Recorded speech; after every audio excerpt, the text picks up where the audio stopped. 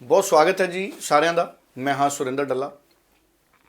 ਇੱਕ ਬਹੁਤ important programme ਕਰਾਂਗੇ ਖਾਸ ਤੌਰ ਤੇ ਉਹਨਾਂ ਵਿਦਿਆਰਥੀਆਂ ਲਈ ਜਿਹੜੇ ਜਾਂ ਤਾਂ ਕੈਨੇਡਾ ਦੇ ਵਿੱਚ ਫਾਈਲ ਲਗਾ ਚੁੱਕੇ ਨੇ ਜਾਂ ਜਿਨ੍ਹਾਂ ਨੇ ਕੈਨੇਡਾ ਦੇ ਵਿੱਚ ਭਵਿੱਖ ਦੇ ਵਿੱਚ ਪੜ੍ਹਨ ਜਾਣਾ।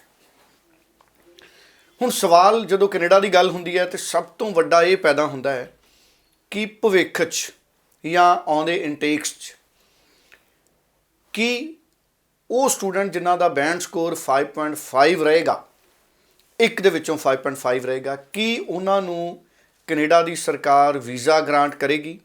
ਜਾਂ ਸਿੰਪਲ ਵਰਡਸ ਦੇ ਵਿੱਚ ਕਹਾਂ ਕਿ ਕੈਨੇਡਾ 'ਚ ਆਉਂਦੇ ਸਮੇਂ 'ਚ ਨੌਨ SGS ਕੈਟਾਗਰੀ ਦੇ ਵਿੱਚ ਵੀਜ਼ਾ ਮਿਲੇਗਾ? ਅਗਰ ਮਿਲੇਗਾ ਤੇ ਉਹ ਕਿਹੜੀਆਂ ਸ਼ਰਤਾਂ, ਕਿਹੜੀਆਂ ਹਦਾਇਤਾਂ ਤੇ ਕਿਹੜੇ ਕੰਮ ਨੇ ਜਿਹੜੇ ਸਟੂਡੈਂਟਸ ਨੂੰ ਕਰਨੇ ਪੈਣਗੇ ਕਿ ਉਹ ਨੌਨ SGS ਕੈਟਾਗਰੀ ਦੇ ਵਿੱਚ ਵੀਜ਼ਾ ਹਾਸਲ ਕਰ ਸਕਣ? ਅੱਜ ਦੇ ਸਮੇਂ 'ਚ ਭਾਵੇਂ ਇਹ ਮੰਨਿਆ ਜਾ ਰਿਹਾ ਹੈ ਕਿ SGS ਕੈਟਾਗਰੀ ਨੂੰ ਜ਼ਿਆਦਾ ਵੀਜ਼ਾ ਮਿਲ ਰਿਹਾ, ਪਰ ਜਦੋਂ ਬੈਕਲੌਗ ਖਤਮ ਹੋ ਗਿਆ, ਜਿਹਦੀ ਉਮੀਦ ਹੈ ਕਿ ਬਹੁਤ ਜਲਦੀ ਬੈਕਲੌਗ ਖਤਮ ਹੋਏਗਾ, ਅਗਰ ਬੈਕਲੌਗ ਖਤਮ ਹੋ ਜਾਂਦਾ ਹੈ ਤਾਂ ਉਸ ਕੇਸ 'ਚ 5.5 ਦੀਆਂ ਸੰਭਾਵਨਾਵਾਂ ਕੀ ਨੇ, ਇਸ ਵਿਸ਼ੇ 'ਤੇ ਗੱਲ ਕਰਾਂਗੇ। ਔਰ ਸਾਡੇ ਨਾਲ ਮੌਜੂਦ ਨੇ ਅਜਿੰਦਰਬੀਰ ਕੌਰ ਗਿੱਲ ਜੀ, ਜਿਹੜੇ ਕਿ ਸਕਾਈਟੈਗ ਇਮੀਗ੍ਰੇਸ਼ਨ ਨੂੰ ਰਿਪਰੈਜ਼ੈਂਟ ਕਰਦੇ ਨੇ। ਸਾਨੂੰ ਸਾਰਿਆਂ ਨੂੰ ਪਤਾ ਹੈ ਕਿ ਕੈਨੇਡਾ ਦੇ ਵਿੱਚ ਇਹਨਾਂ ਦਾ ਮੇਨ ਆਫਿਸ ਹੈ, ਪੰਜਾਬ 'ਚ ਗੁਰਦਾਸਪੁਰ ਦੇ ਵਿੱਚ, ਜਲੰਧਰ ਦੇ ਵਿੱਚ ਔਰ ਅਬੋਹਰ ਦੇ ਵਿੱਚ ਸਕਾਈਟੈਗ ਇਮੀਗ੍ਰੇਸ਼ਨ ਦੇ ਆਫਿਸਿਸ ਨੇ। ਪੰਜਾਬ ਸਰਕਾਰ ਤੋਂ ਤਾਂ ਲਾਇਸੈਂਸ ਹੈ। ਅਜਿੰਦਰਬੀਰ ਕੌਰ ਗਿੱਲ ਜੀ ਖੁਦ CICC ਦੇ ਮੈਂਬਰ ਨੇ, so college of immigrations and citizenship consultants. ਪਹਿਲਾਂ ICCRC ਕਿਹਾ ਜਾਂਦਾ ਸੀ, immigration consultants of Canadian regulatory council. So ਇੱਕ ਤਰੀਕੇ ਨਾਲ ਅਜਿੰਦਰਬੀਰ ਕੌਰ ਗਿੱਲ ਜੀ ICCRC ਮੈਂਬਰ ਨੇ, ਪਰ ਹੁਣ CICC ਬਣ ਗਏ ਨੇ ਕਿਉਂਕਿ ਕੈਨੇਡਾ ਦੀ ਸਰਕਾਰ ਨੇ ਇਹ ਜਿਹੜੀ ਡੈਜ਼ਿਗਨੇਸ਼ਨ ਹੈ ਇਹਨੂੰ ਬਦਲਿਆ। ਸੋ ਸਾਡੇ ਨਾਲ ਮੌਜੂਦ ਨੇ ਅਜਿੰਦਰਬੀਰ ਕੌਰ ਜੀ, ਬਹੁਤ ਸਵਾਗਤ ਹੈ ਤੁਹਾਡਾ ਜੀ। ਥੈਂਕ ਯੂ ਸਾਰਿਆਂ ਨੂੰ ਮੇਰੇ ਵੱਲੋਂ ਪਿਆਰ ਭਰੀ ਸਤਿ ਸ਼੍ਰੀ ਅਕਾਲ। ਸਤਿ ਸ਼੍ਰੀ ਅਕਾਲ ਜੀ। ਅਜਿੰਦਰਬੀਰ ਕੌਰ ਜੀ, ਸਵਾਲ ਇੱਕੋ ਹੀ ਹੈ ਜਿਹਦਾ ਆਨਸਰ ਹਰ ਕੋਈ ਬਹੁਤ ਟੈਕਨੀਕਲ ਤਰੀਕੇ ਦੇ ਨਾਲ ਸਮਝਣਾ ਚਾਹੁੰਦਾ ਹੈ। ਫਿਊਚਰ 'ਚ 5.5 ਨਾਲ ਕੈਨੇਡਾ ਸਟੂਡੈਂਟਸ ਨੂੰ ਵੀਜ਼ਾ ਦੇਵੇਗਾ ਨੌਨ SGS ਕੈਟਾਗਰੀ ਦੇ ਵਿੱਚ? ਜੀ, ਇਸ ਟਾਈਮ ਤੇ ਸਭ ਤੋਂ ਜ਼ਿਆਦਾ ਜਿਹੜੀ ਕੁਐਰੀਜ਼ ਨੇ ਉਹ ਇਸੇ ਚੀਜ਼ ਨੂੰ ਹੀ ਲੈ ਕੇ ਆ ਰਹੀਆਂ ਨੇ ਕਿ ਨੌਨ SGS ਦੇ ਅੰਦਰ ਜਿਹੜਾ 5.5 ਦੇ ਸਕੋਰ ਨੇ ਉਹ ਐਕਸੈਪਟ ਅੱਗੇ ਵੀ ਕੈਨੇਡਾ ਵੱਲੋਂ ਕੀਤੇ ਜਾਣਗੇ ਜਾਂ ਨਹੀਂ। ਇਹ ਚੀਜ਼ ਜਿਹੜੀ ਹੈ, ਦੇਖੋ 5.5 ਨਾਲ ਜਿਹੜੀਆਂ ਐਪਲੀਕੇਸ਼ਨਸ ਨੇ ਉਹ ਪਹਿਲੇ ਵੀ ਲੱਗ ਰਹੀਆਂ ਸੀ ਤੇ ਅੱਗੇ ਵੀ ਲੱਗਣਗੀਆਂ। ਹੁਣ ਸਭ ਤੋਂ ਪਹਿਲਾਂ ਤਾਂ ਸਾਨੂੰ ਇਹ ਚੀਜ਼ ਸਮਝਣੀ ਬਹੁਤ ਜ਼ਰੂਰੀ ਹੈ ਕਿ ਕੈਨੇਡਾ ਨੇ ਜਿਹੜੀ ਟੈਕਨੀਕਲੀ ਜਿਹੜਾ ਉਹਨਾਂ ਦਾ ਅਗਰ ਪ੍ਰੋਗਰਾਮ ਦੇਖਿਆ ਜਾਵੇ, ਦੋਨਾਂ ਸਟਰੀਮਸ ਨੂੰ ਦੇਖਿਆ ਜਾਵੇ, SGS ਤੇ ਨੌਨ SGS ਦੇ ਅੰਦਰ, ਨੌਨ SGS ਦੇ ਅੰਦਰ ਸਟਿਲ ਇਹੀ ਲਿਖਿਆ ਕਿ ਅਗਰ ਤੁਹਾਡੇ 6 ਈਚ ਨਹੀਂ ਆ ਰਹੇ, ਓਵਰਆਲ 6 ਤੇ ਇੱਕ ਦੇ ਵਿੱਚੋਂ ਅਗਰ ਤੁਹਾਡੇ 5.5 ਨੇ ਤਾਂ ਤੁਸੀਂ ਨੌਨ SGS ਦੇ ਅੰਦਰ ਆਪਣੀ ਐਪਲੀਕੇਸ਼ਨ ਲਗਾ ਸਕਦੇ ਹੋ। ਸੋ ਉਹਨਾਂ ਨੇ ਕਿਤੇ ਵੀ ਇਹ ਚੀਜ਼ ਅਜੇ ਤੱਕ ਨਹੀਂ ਉੱਪਰ ਲੈ ਕੇ ਆਂਦੀ ਕਿ ਅਗਰ ਤੁਹਾਡੇ 5.5 ਨੇ ਤੁਹਾਨੂੰ ਰਿਫਿਊਜ਼ਲ ਮਿਲੇਗੀ ਜਾਂ ਅਸੀਂ ਤੁਹਾਡੀ ਐਪਲੀਕੇਸ਼ਨ ਐਕਸੈਪਟ ਨਹੀਂ ਕਰਾਂਗੇ। ਹਾਂ, ਇਹ ਜ਼ਰੂਰ ਹੋਇਆ ਕਿ ਪਿਛਲੇ ਸਾਲ ਦੇ ਅਖੀਰ 'ਚ ਸਾਨੂੰ ਇਹ ਜ਼ਰੂਰ ਦੇਖਣ ਨੂੰ ਮਿਲਿਆ ਕਿ 5.5 ਦੇ ਨਾਲ ਜਿਹੜੀਆਂ ਐਪਲੀਕੇਸ਼ਨਸ ਲੱਗੀਆਂ ਸੀ ਉਹਨਾਂ 'ਤੇ ਜਿਹੜੀ ਰਿਫਿਊਜ਼ਲ ਥੋੜ੍ਹੀ ਜ਼ਿਆਦਾ ਆਈ। ਹੁਣ ਜ਼ਿਆਦਾ ਆਉਣ ਦਾ ਕਾਰਨ ਅਸੀਂ ਇਕੱਲਾ 5.5 ਸਕੋਰ ਹੀ ਨਹੀਂ ਮੰਨ ਸਕਦੇ, ਬਹੁਤ ਸਾਰੇ ਫੈਕਟਰਸ ਨੇ ਜਿਹੜੇ ਕੰਸੀਡਰ ਕੀਤੇ ਜਾਂਦੇ ਨੇ ਇਮੀਗ੍ਰੇਸ਼ਨ ਆਫਿਸਰ ਵੱਲੋਂ ਜਦੋਂ ਉਹ ਇਸ ਚੀਜ਼ ਨੂੰ ਚੈੱਕ ਕਰਦੇ ਨੇ। ਫੋਰ ਐਗਜ਼ਾਮਪਲ, ਜਦੋਂ 5.5 ਦੇ ਨਾਲ ਤੁਸੀਂ ਅਗਰ ਤੁਹਾਡੇ ਐਕੈਡੈਮਿਕ ਸਕੋਰ ਨੇ ਜਿਹੜੇ ਉਹ 60% ਤੋਂ ਬਿਲੋ ਨੇ, ਉਹਨਾਂ ਕੇਸਿਸ ਦੇ ਵਿੱਚ ਵੀ ਤੁਹਾਨੂੰ ਰਿਫਿਊਜ਼ਲ ਦਾ ਸਾਹਮਣਾ ਕਰਨਾ ਪੈਂਦਾ ਹੈ। ਅਗਰ ਤਾਂ ਤੁਹਾਡੇ ਜਿਹੜੇ ਸਕੋਰ ਨੇ ਐਕੈਡੈਮਿਕ ਕਾਫੀ ਅੱਛੇ ਨੇ ਤੇ ਉਸ ਦੇ ਨਾਲ ਤੁਹਾਡੇ ਅਗਰ 5.5 ਨੇ ਤੇ ਦੂਜੇ ਜਿਹੜੇ ਹੈਗੇ ਨੇ ਮੋਡਿਊਲਸ, ਉਹਨਾਂ ਦੇ ਵਿੱਚੋਂ ਸਕੋਰ ਤੁਸੀਂ ਅੱਛੇ ਲੈ ਰਹੇ ਹੋ ਤਾਂ ਤੁਹਾਨੂੰ ਰਿਫਿਊਜ਼ਲ ਨਹੀਂ ਦੇਖਣੀ ਪੈਂਦੀ। ਹੁਣ ਓਵਰਆਲ ਪ੍ਰੋਫਾਈਲ 'ਤੇ ਡਿਪੈਂਡ ਕਰਦਾ ਹੈ ਕਿ ਤੁਹਾਨੂੰ ਰਿਫਿਊਜ਼ਲ ਦਾ ਕਾਰਨ ਕੀ ਹੈ, 5.5 ਸੀ ਜਾਂ ਡਾਕੂਮੈਂਟੇਸ਼ਨ ਦੇ ਵਿੱਚ ਕਿਤੇ ਨਾ ਕਿਤੇ ਕਮੀ ਰਹੀ ਉਹਦੇ ਕਰਕੇ। ਕਿਉਂਕਿ ਦੇਖੋ, ਡਾਕੂਮੈਂਟਸ ਦੇ ਵਿੱਚ ਬਹੁਤ ਸਾਰੀਆਂ ਚੀਜ਼ਾਂ ਨੇ ਜਿਹੜੀਆਂ ਤੁਹਾਡੀਆਂ ਲੱਗਦੀਆਂ ਨੇ, ਤੁਹਾਡੇ ਫੰਡਸ ਸ਼ੋ ਹੁੰਦੇ ਨੇ। ਅਗਰ ਕਿਸੇ ਵੀ ਤਰੀਕੇ ਦਾ ਤੁਹਾਡਾ ਗੈਪ ਹੈ, ਗੈਪ ਦੀ ਪ੍ਰੋਪਰ ਤਰੀਕੇ ਨਾਲ ਜਸਟੀਫਿਕੇਸ਼ਨ ਹੋਣੀ ਬਹੁਤ ਜ਼ਰੂਰੀ ਹੈ। ਈਵਨ ਕਿ ਅਗਰ ਅਸੀਂ ਸਟੇਟਮੈਂਟ ਆਫ ਪਰਪਸ ਦੀ ਗੱਲ ਕਰੀਏ, ਜਿਹਨੂੰ ਅਸੀਂ SOP ਕਹਿੰਦੇ ਹਾਂ, ਜਿਹਦੇ ਵਿੱਚ ਸਾਰਾ ਵੇਰਵਾ ਦਿੱਤਾ ਗਿਆ ਹੁੰਦਾ ਹੈ ਕਿ ਤੁਸੀਂ ਉੱਥੇ ਕੀ ਕਰਨ ਜਾ ਰਹੇ ਹੋ, ਤੁਹਾਡਾ ਫਿਊਚਰ ਗੋਲ ਕੀ ਹੈ, ਉਸ ਤੋਂ ਬਾਅਦ ਤੁਹਾਡੇ ਕੀ ਇੰਟੈਂਸ਼ਨਸ ਨੇ, ਤੁਸੀਂ ਆਪਣੀ ਕੰਟਰੀ ਵਾਪਸ ਆ ਕੇ ਕੀ ਕਰਨ ਦਾ ਸੋਚਦੇ ਹੋ। ਸੋ ਇਹ ਸਾਰੀਆਂ ਚੀਜ਼ਾਂ ਪ੍ਰੋਪਰ ਤਰੀਕੇ ਨਾਲ ਐਕਸਪਲੇਨ ਕਰਨੀਆਂ ਬਹੁਤ ਜ਼ਰੂਰੀ ਨੇ, ਖਾਸ ਤੌਰ 'ਤੇ SOP ਦੇ ਵਿੱਚ। ਕਿਉਂਕਿ ਦੇਖੋ, SOP ਜਦੋਂ ਅਸੀਂ ਫਾਰਮਸ ਵਗੈਰਾ ਲਗਾਉਂਦੇ ਹਾਂ ਨਾ, ਫਾਰਮਸ 'ਚ ਥੋੜ੍ਹੀ ਬਹੁਤ ਲਿਮਟਡ ਇਨਫੋਰਮੇਸ਼ਨ ਹੀ ਅਸੀਂ ਦੇ ਪਾਉਂਦੇ ਹਾਂ, ਜਿਸ ਤਰ੍ਹਾਂ ਕਦੋਂ ਤੁਹਾਡਾ ਕੋਰਸ ਸ਼ੁਰੂ ਹੋ ਰਿਹਾ, ਕਦੋਂ ਐਂਡ ਹੋਏਗਾ, ਤੁਹਾਡੀ ਐਜੂਕੇਸ਼ਨ ਹਿਸਟਰੀ ਜਾਂ ਟਰੈਵਲ ਹਿਸਟਰੀ, ਇਸ ਤਰ੍ਹਾਂ ਦੀਆਂ ਚੀਜ਼ਾਂ। ਸੋ ਜਿਹੜੀ ਤੁਹਾਡੀ ਸਹੀ ਇੰਟੈਂਸ਼ਨ ਆ, ਤੁਸੀਂ ਉਸ ਚੀਜ਼ ਨੂੰ ਕਰਨ ਤੋਂ ਬਾਅਦ ਕੀ ਕਰਨਾ, ਉਹ ਜਿਹੜੀ SOP ਦੇ ਵਿੱਚ ਹੁੰਦੀ ਹੈ। ਸੋ ਪ੍ਰੋਪਰ ਤਰੀਕੇ ਨਾਲ ਅਗਰ ਡਾਕੂਮੈਂਟੇਸ਼ਨ ਹੈ ਤਾਂ ਤੁਹਾਡੇ 5.5 ਵੀ ਨੇ, ਤੁਹਾਡੇ ਇਨ ਫਿਊਚਰ ਵੀ ਤੁਹਾਡੇ ਜਿਹੜੇ ਰਿਜ਼ਲਟਸ ਉਹ ਪੋਜ਼ਿਟਿਵ ਆਉਣ ਦੇ ਹੀ ਚਾਂਸਿਸ ਨੇ, ਬਸ਼ਰਤੇ ਕਿ ਤੁਹਾਡੀ ਜਿਹੜੀ ਐਪਲੀਕੇਸ਼ਨ ਆ ਉਹ ਕਿਸੇ ਐਕਸਪਰਟਿਜ਼ ਕੋਲੋਂ ਲੱਗੀ ਹੋਵੇ, ਜਿਹਨੂੰ ਪ੍ਰੋਪਰ ਨੌਲੇਜ ਹੋਵੇ ਕਿ ਤੁਹਾਡੀ ਡਾਕੂਮੈਂਟੇਸ਼ਨ ਕਿਸ ਤਰ੍ਹਾਂ ਕਰਨੀ ਹੈ, ਕਿਹੜੀਆਂ ਚੀਜ਼ਾਂ ਜਿਹੜੀਆਂ ਉਹ ਹਾਈਲਾਈਟ ਕਰਨੀਆਂ, ਕਿਹੜੀਆਂ ਚੀਜ਼ਾਂ ਜਿਹੜੀਆਂ ਤੁਸੀਂ ਕਿਸ ਤਰੀਕੇ ਨਾਲ ਪ੍ਰੈਜ਼ੈਂਟ ਕਰਨੀਆਂ। ਸੋ ਰਿਪਰੈਜ਼ੈਂਟੇਟਿਵ ਤੇ ਵੀ ਇਹ ਕਾਫੀ ਹੱਦ ਤੱਕ ਉਹਨਾਂ ਦੇ ਹੱਥ ਵਿੱਚ ਇਹ ਚੀਜ਼ ਉਹਨਾਂ ਤੇ ਡਿਪੈਂਡ ਕਰਦਾ ਕਿ ਉਹ ਤੁਹਾਡੀ ਪ੍ਰੋਫਾਈਲ ਨੂੰ ਕਿਸ ਪਾਸੇ ਲੈ ਕੇ ਜਾ ਰਹੇ ਨੇ।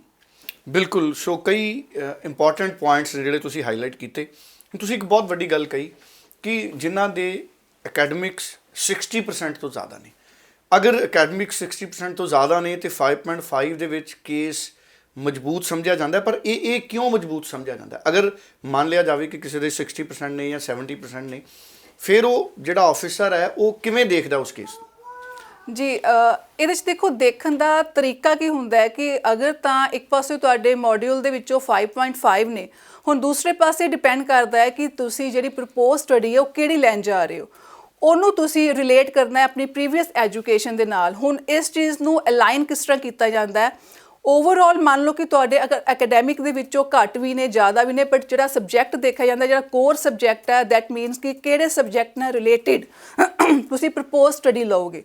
ਪ੍ਰਪੋਜ਼ ਸਟੱਡੀ ਅਗਰ ਤੁਸੀਂ ਲੈਣ ਜਾ ਰਹੇ ਹੋ, ਤੁਹਾਡੇ ਕੋਰ ਸਬਜੈਕਟ ਦੇ ਵਿੱਚੋਂ ਸਕੋਰ ਅੱਛੇ ਨੇ ਤੇ ਜਿਹੜਾ ਉਹਦਾ ਇੰਪੈਕਟ ਅੱਛਾ ਹੀ ਪੈਂਦਾ ਹੈ, ਚਾਹੇ ਤੁਹਾਡੇ ਐਕੈਡੈਮਿਕ 'ਚੋਂ ਘੱਟ ਨੇ, ਚਾਹੇ ਤੁਹਾਡੇ ਐਕੈਡੈਮਿਕ 'ਚੋਂ ਜ਼ਿਆਦਾ ਨੇ। ਸੋ ਇਮੀਗ੍ਰੇਸ਼ਨ ਆਫਿਸਰ ਦਾ ਦੇਖਣ ਦਾ ਇਹ ਵੀ ਇੱਕ ਨਜ਼ਰੀਆ ਹੁੰਦਾ ਹੈ ਕਿ ਤੁਹਾਡੇ ਅਗਰ ਆਇਲਸ ਦੇ ਵਿੱਚੋਂ ਘੱਟ ਵੀ ਨੇ, 5.5 ਵੀ ਨੇ, ਅਗਰ ਐਕੈਡੈਮਿਕ ਦੇ ਵਿੱਚੋਂ ਤੁਹਾਡੇ ਉਸ ਤਰੀਕੇ ਨਾਲ ਸਹੀ ਨੇ, ਜਿਸ ਤਰੀਕੇ ਨਾਲ ਮੈਂ ਹੁਣੇ ਰੀਸੈਂਟਲੀ ਐਕਸਪਲੇਨ ਕੀਤਾ, ਪ੍ਰੋਪਰ ਤਰੀਕੇ ਨਾਲ ਤੁਸੀਂ ਆਪਣੀ ਪ੍ਰੀਵੀਅਸ ਐਜੂਕੇਸ਼ਨ ਨੂੰ ਪ੍ਰਪੋਜ਼ ਸਟੱਡੀ ਦੇ ਨਾਲ ਅਲਾਈਨ ਕੀਤਾ ਤੇ ਤੁਹਾਨੂੰ ਜਿਹੜਾ ਪੋਜ਼ਿਟਿਵ ਰਿਜ਼ਲਟ ਦੇਖਣ ਨੂੰ ਮਿਲਦਾ। ਸੋ ਇਹ ਡਿਪੈਂਡ ਕਰਦਾ ਤੁਹਾਡੀ ਪ੍ਰੋਫਾਈਲ ਨੂੰ ਕਿਸ ਤਰੀਕੇ ਨਾਲ ਰਿਪਰੈਜ਼ੈਂਟ ਕੀਤਾ ਗਿਆ। ਬਿਲਕੁਲ ਠੀਕ ਹੈ। ਪਰ ਮੈਂ ਆਮ ਤੌਰ 'ਤੇ ਇਹ ਦੇਖਦਾ, ਜਿਹੜੇ ਸਾਡੇ ਨਾਨ ਐਸਡੀਐਸ ਕੈਟਾਗਰੀ 'ਚ ਸਟੂਡੈਂਟਸ ਫਾਈਲ ਲਗਾਉਂਦੇ ਨੇ ਜਾਂ 1 ਚੋਂ 5.5 ਵਾਲੇ ਸਟੂਡੈਂਟਸ ਫਾਈਲ ਲਗਾਉਂਦੇ ਨੇ, ਜ਼ਿਆਦਾਤਰ ਸਟੂਡੈਂਟਸ ਦੇ ਜਿਹੜੇ ਕੋਰਸਿਸ ਨੇ ਉਹ ਬੜੇ ਸਧਾਰਨ ਜਿਹੇ ਕੋਰਸਿਸ ਹੁੰਦੇ ਨੇ। ਬਿਜ਼ਨਸ ਮੈਨੇਜਮੈਂਟ ਹੋ ਗਿਆ ਜਾਂ ਹੌਸਪਿਟੈਲਿਟੀ ਮੈਨੇਜਮੈਂਟ ਹੋ ਗਿਆ, ਇਸ ਤਰੀਕੇ ਦੇ ਕੋਰਸਿਸ ਜ਼ਿਆਦਾਤਰ ਸਟੂਡੈਂਟ ਲਾਉਂਦੇ ਨੇ। ਹੁਣ ਜਦੋਂ ਸਟੂਡੈਂਟ 1 'ਚ 5.5 ਹੈ ਔਰ ਅਸੀਂ ਇਹ ਵੀ ਮੰਨ ਲਈਏ ਕਿ ਉਹਦਾ ਅਕੈਡਮਿਕ ਸਕੋਰ ਹੈ ਉਹ ਵੀ ਮੋਰ ਦੈਨ 60% ਹੈ, ਤੇ ਕੀ ਸਟੂਡੈਂਟਸ ਕੋਲੇ ਇਹ ਆਪਸ਼ਨ ਹੈ ਕਿ ਉਹਨਾਂ ਕੋਲੇ ਵੈਰਾਈਟੀ ਹੈ ਕੋਰਸਿਸ ਦੀ, ਜਾਂ 1-2 ਕੋਰਸਿਸ ਦੇ ਵਿੱਚ ਹੀ ਸਾਰੇ ਸਟੂਡੈਂਟਸ ਨੂੰ ਲਾਉਣਾ ਪੈਂਦਾ? ਜੀ ਇਹ ਜਿਹੜੇ ਤੁਹਾਡਾ ਕੁਐਸਚਨ ਹੈ ਨਾ, ਬਹੁਤ ਵਧੀਆ, ਕਿਉਂਕਿ ਨਾਰਮਲੀ ਇਹੀ ਦੇਖਿਆ ਜਾਂਦਾ ਹੈ ਕਿ ਏਜੰਟਸ ਕੁਝ ਜਿਹੜੇ ਚੁਣਿੰਦਾ ਕੋਰਸਿਸ ਨੇ ਉਹਨਾਂ ਦੇ ਉੱਪਰ ਉਹਨਾਂ ਨੂੰ ਰਿਵਾਈਜ਼ ਕਰਦੇ ਨੇ ਬਾਰ-ਬਾਰ, ਕਿਉਂਕਿ ਉਹਨਾਂ ਨੂੰ ਨੌਲੇਜ ਘੱਟ ਆ, ਅਵੇਅਰਨੈਸ ਘੱਟ ਆ, ਉਹ ਆਪਸ਼ਨਸ ਪ੍ਰੋਵਾਈਡ ਨਹੀਂ ਕਰ ਪਾਉਂਦੇ। ਸੋ ਫੋਰ ਐਗਜ਼ਾਮਪਲ ਜਿੱਦਾਂ ਪ੍ਰੋਜੈਕਟ ਮੈਨੇਜਮੈਂਟ ਦਾ ਹੋ ਗਿਆ, ਸਪਲਾਈ ਚੇਨ ਮੈਨੇਜਮੈਂਟ ਦਾ ਹੋ ਗਿਆ, ਬਿਜ਼ਨਸ ਰਿਲੇਟਡ ਜਿਹੜੇ ਕੁਝ ਪ੍ਰੋਗਰਾਮਸ ਹੋ ਗਏ, ਉਹ ਬਾਰ-ਬਾਰ ਜਿਹੜੇ ਸਟੂਡੈਂਟਸ ਨੂੰ ਉਹੀ ਦਿੱਤੇ ਜਾਂਦੇ ਨੇ, ਕਿਉਂਕਿ ਕੁਝ ਕਾਮਨ ਕੋਰਸਿਸ ਇਸ ਤਰ੍ਹਾਂ ਦੇ ਨੇ ਜਿਹੜੇ ਹਰ ਇੱਕ ਪ੍ਰੋਫਾਈਲ ਦੇ ਉੱਪਰ ਜਾ ਸਕਦੇ ਨੇ। ਬਟ ਰੀਜ਼ਨ ਦੇਖੋ, ਉਹਦੇ ਪਿੱਛੇ ਜਿਹੜੀ ਮੇਨ ਕਾਰਨ ਆ, ਉਹਨਾਂ ਨੂੰ ਇਹ ਵੀ ਦੇਖਣਾ ਪਊਗਾ ਕਿ ਜਿਹੜਾ ਸਟੂਡੈਂਟ ਆ ਉਸ ਦੇ ਓਵਰਆਲ ਸਕੋਰ ਕਿੰਨੇ, ਐਕੈਡੈਮਿਕ ਸਕੋਰ ਕਿੰਨੇ ਨੇ, ਉਹਦੇ ਆਇਲ ਸਕੋਰ ਕਿੰਨੇ ਨੇ, ਉਹਦਾ ਜਿਹੜਾ ਕੋਰ ਸਬਜੈਕਟ ਆ ਜਿਸ ਨੂੰ ਉਹ ਚੂਜ਼ ਕਰਕੇ ਉਹਨੂੰ ਪ੍ਰਪੋਜ਼ ਸਟੱਡੀ ਲੈ ਕੇ ਦੇਣ ਜਾ ਰਹੇ ਨੇ, ਉਹਦਾ ਜਿਹੜਾ ਕੰਟੈਂਟ ਹੈ ਉਹ ਕਿਸ ਤਰ੍ਹਾਂ ਦਾ ਆ, ਉਹਨਾਂ ਨੂੰ ਕਿਹੜਾ ਸਬਜੈਕਟ ਲੈ ਕੇ ਦੇਣਾ ਆ, ਕਿਹੜਾ ਨਹੀਂ ਲੈ ਕੇ ਦੇਣਾ, ਕੋਰਸਿਸ ਦੀ ਪ੍ਰੋਪਰ ਨੌਲੇਜ ਹੋਣੀ ਬਹੁਤ ਜ਼ਰੂਰੀ ਹੈ। ਸੋ ਜਿਹੜੀਆਂ ਆਪਸ਼ਨਸ ਨੇ ਉਹ ਬਹੁਤ ਅਵੇਲੇਬਲ ਨੇ, ਚਾਹੇ ਉਹ ਕਿਸੇ ਵੀ ਸਟਰੀਮ ਦਾ ਸਟੂਡੈਂਟ ਹੈ, ਮੈਡੀਕਲ ਹੈ, ਨਾਨ ਮੈਡੀਕਲ ਹੈ, ਆਰਟਸ ਦਾ ਸਟੂਡੈਂਟ ਹੈ, ਕਿਸੇ ਵੀ ਫੀਲਡ ਦਾ ਸਟੂਡੈਂਟ ਹੈ, ਜਿਹੜੀ ਅਵੇਲੇਬਿਲਿਟੀ ਹੈ ਕੋਰਸਿਸ ਨੂੰ ਲੈ ਕੇ, ਜਿਹੜੀ ਆਪਸ਼ਨਸ ਅਵੇਲੇਬਲ ਨੇ ਬਹੁਤ ਜ਼ਿਆਦਾ ਨੇ। ਸੋ ਉਹ ਆਪਸ਼ਨਸ ਉਹੀ ਇਨਸਾਨ ਜਿਹੜਾ ਚੰਗੇ ਤਰੀਕੇ ਨਾਲ ਪ੍ਰੋਵਾਈਡ ਕਰ ਪਾਊਗਾ ਜਿਨ੍ਹਾਂ ਨੂੰ ਉਸ ਕੋਰਸਿਸ ਦੀ ਨੌਲੇਜ ਹੋਏਗੀ, ਉਹਨਾਂ ਦੇ ਕੰਟੈਂਟ ਬਾਰੇ ਪਤਾ ਹੋਏਗਾ, ਕੈਨੇਡਾ ਦੇ ਵਿੱਚ ਜਿਹੜੇ ਕੋਰਸਿਸ ਨੇ ਉਹਨਾਂ ਦੇ ਕੰਟੈਂਟ ਦਾ ਪਤਾ ਹੋਏਗਾ ਤੇ ਉਹਨਾਂ ਨੂੰ ਪ੍ਰੋਪਰ ਤਰੀਕੇ ਨਾਲ ਰਿਲੇਟ ਕਰ ਪਾਏਗਾ। ਈਵਨ ਕਿ ਜਦੋਂ ਸਕਾਈ ਟੈਕ ਕੋ ਜਾਂ ਸਾਡੇ ਕੋਲ ਅਸੀਂ ਕਹਿ ਲਈਏ ਕਿ ਜਦੋਂ ਵੀ ਕੋਈ ਕਲਾਇੰਟ ਆਉਂਦਾ, ਸਟੂਡੈਂਟ ਆਉਂਦਾ, ਸਾਡਾ ਜਿਹੜਾ ਪਹਿਲਾ ਤਰੀਕਾ ਉਸ ਦੀ ਅਸੈਸਮੈਂਟ ਕਰਨ ਦਾ ਇਹੀ ਹੁੰਦਾ ਕਿ ਸਭ ਤੋਂ ਪਹਿਲਾਂ ਤਾਂ ਉਹਦੇ ਕੋਲ ਪੁੱਛਿਆ ਜਾਂਦਾ ਕਿ ਉਹ ਉਸਦਾ ਖੁਦ ਦਾ ਪਲਾਨ ਕੀ ਹੈ, ਉਹ ਪ੍ਰਾਇੋਰਿਟੀ ਕਿਹੜੀ ਕਿਸ ਚੀਜ਼ ਨੂੰ ਦਿੰਦਾ ਹੈ, ਕਿਹੜੇ ਸਟਰੀਮ ਦੇ ਵਿੱਚ ਜਾਣਾ ਚਾਹੁੰਦਾ, ਕਿਸ ਤਰ੍ਹਾਂ ਦਾ ਕੋਰਸ ਚੂਜ਼ ਕਰਨਾ ਚਾਹੁੰਦਾ ਹੈ।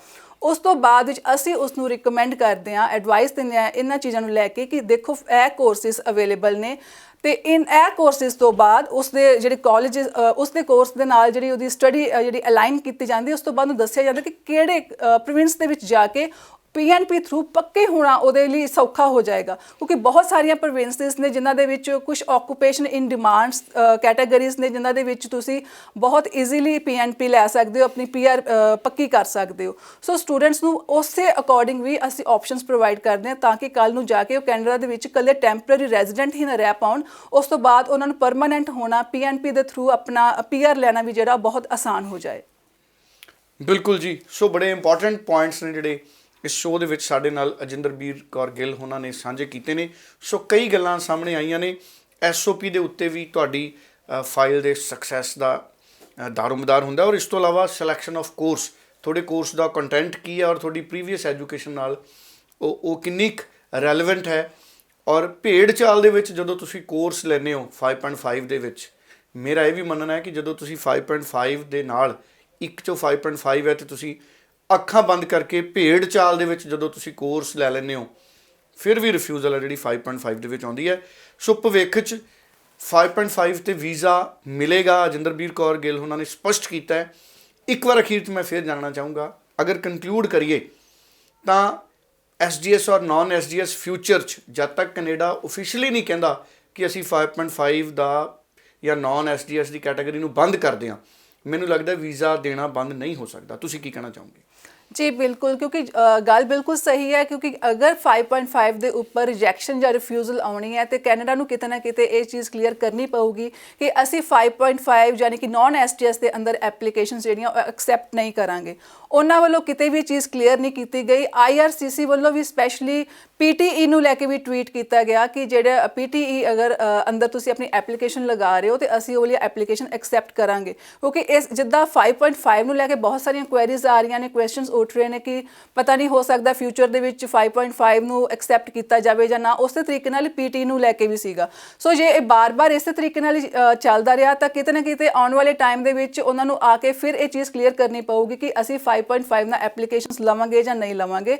ਸੋ ਫਿਲਹਾਲ ਜਿਹੜੇ 5.5 ਦੇ ਰਿਜ਼ਲਟਸ ਵੀ ਆ ਰਹੇ ਨੇ ਤੇ ਇਨ ਫਿਊਚਰ ਵੀ ਇਹੀ ਦੇਖਣ ਨੂੰ ਆਏਗਾ ਕਿ ਕਿਉਂਕਿ ਬੈਕਲੌਗਸ ਘਟ ਰਹੇ ਨੇ, ਬੈਕਲੌਗ ਬਹੁਤ ਜ਼ਿਆਦਾ ਹੋਣ ਕਰਕੇ 5.5 ਦੇ ਉੱਪਰ ਪ੍ਰੀਵੀਅਸਲੀ ਜਿਹੜੀ ਕੁਝ ਰਿਫਿਊਜ਼ਲਸ ਆਈਆਂ, ਬਟ ਅਸੀਂ ਹੁਣ ਫਿਰ ਫੈਬ ਤੋਂ ਦੇਖਣਾ ਸ਼ੁਰੂ ਕੀਤਾ ਹੈ ਕਿ ਜਿਹੜੇ PTE ਤੇ 5.5 ਵਾਲੇ ਵੀ ਉਹਨਾਂ ਦੀਆਂ ਜਿਹੜੀਆਂ ਐਪਲੀਕੇਸ਼ਨਸ ਦੇ ਉੱਪਰ ਪੋਜ਼ਿਟਿਵ ਰਿਜ਼ਲਟਸ ਆਉਣੇ ਸ਼ੁਰੂ ਹੋ ਚੁੱਕੇ ਨੇ। ਚਲੋ ਥੈਂਕ ਯੂ ਸੋ ਮਚ ਜੀ। ਸੋ ਰਿਜ਼ਲਟ ਪੋਜ਼ਿਟਿਵ ਵੀ ਆ ਰਹੇ ਨੇ ਔਰ ਫਿਊਚਰ 'ਚ 5.5 ਤੇ ਅਸੀਂ ਆਸਵੰਦ ਰਵਾਂਗੇ। ਫਾਈਲਾਂ 5.5 ਤੇ ਤੁਸੀਂ ਲੌਂਚ ਕਰੋਗੇ ਅਜਿੰਦਰਬੀਰ ਕੌਰ ਜੀ, ਔਰ ਕਿਹੜੇ ਇਨਟੇਕਸ ਲਈ ਕਰੋਗੇ? ਜੀ ਪਹਿਲੇ ਤਾਂ ਹੁਣ ਅਸੀਂ ਮਈ ਇਨਟੇਕ ਦੀ ਗੱਲ ਕਰਦੇ ਹਾਂ। ਸੋ ਮਈ ਇਨਟੇਕ ਤੇ ਬਹੁਤ ਕਲੋਜ਼ ਆ ਚੁੱਕਾ ਹੈ। ਸੋ ਉਹਦੇ ਵਾਸਤੇ ਤਾਂ ਅਗਰ ਸਟੂਡੈਂਟਸ ਨੇ ਆਲਰੇਡੀ ਆਫਰ ਲੈਟਰ ਲੈ ਕੇ ਰੱਖੀ ਹੈ ਤਾਂ ਹੀ ਉਹਨਾਂ ਲਈ ਫਾਇਦਾ ਹੈ ਕਿ ਉਹ ਮਈ ਇਨਟੇਕ ਨੂੰ ਅਗਰ ਟਾਰਗੇਟ ਕਰਦੇ ਨੇ, ਕਿਉਂਕਿ ਉਹਦੇ ਲਈ ਅਗਰ ਆਫਰ ਲੈਟਰ ਹੈ ਬਹੁਤ ਲਿਮਟਿਡ ਟਾਈਮ ਹੈ, ਮਹੀਨੇ ਤੋਂ 1.5 ਮਹੀਨਾ ਜਿਹੜਾ ਆ ਤੁਹਾਡੀ ਪ੍ਰੋਸੈਸਿੰਗ ਦੇ ਵਿੱਚ ਲੱਗ ਜਾਂਦਾ। ਸੋ ਅਗਰ ਤਾਂ ਤੁਹਾਡੀ ਡਾਕੂਮੈਂਟੇਸ਼ਨ ਕੰਪਲੀਟ ਹੈ, ਤੁਹਾਡੇ ਕੋਲ ਫਾਈਨੈਂਸ਼ੀਅਲਸ, ਤੁਹਾਡੇ ਕੋਲ ਫੰਡਸ ਵਗੈਰਾ ਅਵੇਲੇਬਲ ਨੇ, ਤੁਹਾਡੇ ਤੁਸੀਂ IELTS ਕੀਤੀ ਹੋਈ ਆ ਤੇ ਤੁਹਾਡੇ ਕੋਲ ਆਫਰ ਲੈਟਰ ਹੈ, ਤਾਂ ਹੀ ਤੁਸੀਂ ਮਈ ਇਨਟੇਕ ਵਾਸਤੇ ਜਾਓ ਅਗਰ ਤੁਹਾਡੇ ਕੋਲ 5.5 ਸਕੋਰ ਵੀ ਹੈ।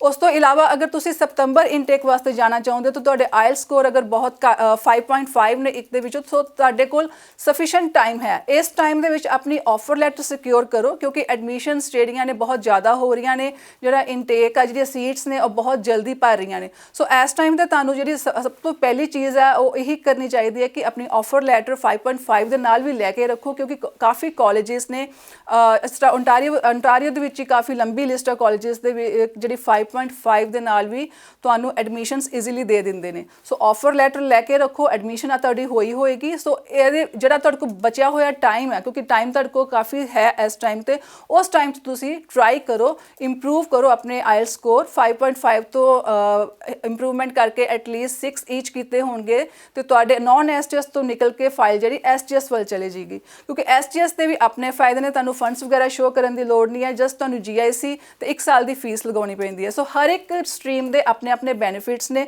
ਸੋ ਤੁਹਾਨੂੰ ਇਹੀ ਚਾਹੀਦਾ ਕਿ ਅਗਰ ਤੁਹਾਡੇ ਕੋਲ ਇਸ ਟਾਈਮ ਤੇ ਟਾਈਮ ਹੈ, ਤੁਹਾਡੇ ਕੋਲ ਆਫਰ ਲੈਟਰ ਹੈ, ਤੇ ਤੁਸੀਂ ਆਪਣੇ ਜਿਹੜੇ IELTS ਸਕੋਰ ਨੈਕਸਟ ਇਨਟੇਕ ਵਾਸਤੇ ਇੰਪਰੂਵ ਕਰੋ। ਚਲੋ ਜੀ, ਥੈਂਕ ਯੂ ਸੋ ਮਚ। ਬਹੁਤ ਇੰਪੋਰਟੈਂਟ ਇਨਫੋਰਮੇਸ਼ਨ ਅਜਿੰਦਰਬੀਰ ਕੌਰ ਗਿੱਲ ਹੋਰਾਂ ਨੇ ਦਿੱਤੀ ਹੈ। ਸਕਰੀਨ ਤੇ ਇਸ ਵਕਤ ਨੰਬਰ ਵੀ ਆ ਰਿਹਾ ਹੈ, ਤੁਰੰਤ ਟੈਲੀਫੋਨ ਕਰੋ। CICC ਮੈਂਬਰ ਨੇ, ਪਹਿਲਾਂ ICCRC ਮੈਂਬਰ ਕਿਹਾ ਜਾਂਦਾ ਸੀ। ਸੋ ਤੁਸੀਂ ਫੋਨ ਕਰੋ, ਪੂਰੀ ਜਾਣਕਾਰੀ ਲਓ, ਪੂਰੀ ਕਲੈਰਿਟੀ ਹਾਸਲ ਕਰੋ ਔਰ ਆਪਣੀ ਫਾਈਲ ਤੇ ਸਲਾਹ ਮਸ਼ਵਰਾ ਕਰੋ। Thank you so much Ajinderbir Kaur. Thank you.